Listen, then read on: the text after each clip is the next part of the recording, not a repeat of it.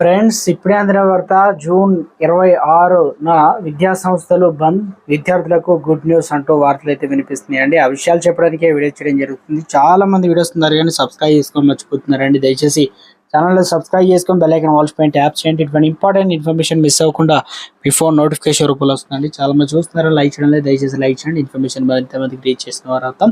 Late చేయకుండా ఎలాగ వచ్చినట్లయితే, తెలంగాణ రాష్ట్ర వ్యాప్తంగా జూన్ 26న పాఠశాలకు బంద్ పిలుపునిస్తూ ఏబీవీపీ పిలుపునిచ్చింది. స్కూల్ ప్రారంభమై 15 రోజులైనా పుస్తకాలు పంపిణీ చేయకపోవడం విద్యార్థుల పట్ల ప్రభుత్వ నిర్లక్ష్యాన్ని తెలియజేస్తుందని మండిపడింది. రాష్ట్రంలో ఫీజు నియంత్రణ చట్టం అమలు చేయాలని, పాఠశాలలో మౌలిక వసతులు కల్పించాలని డిమాండ్ చేస్తుంది.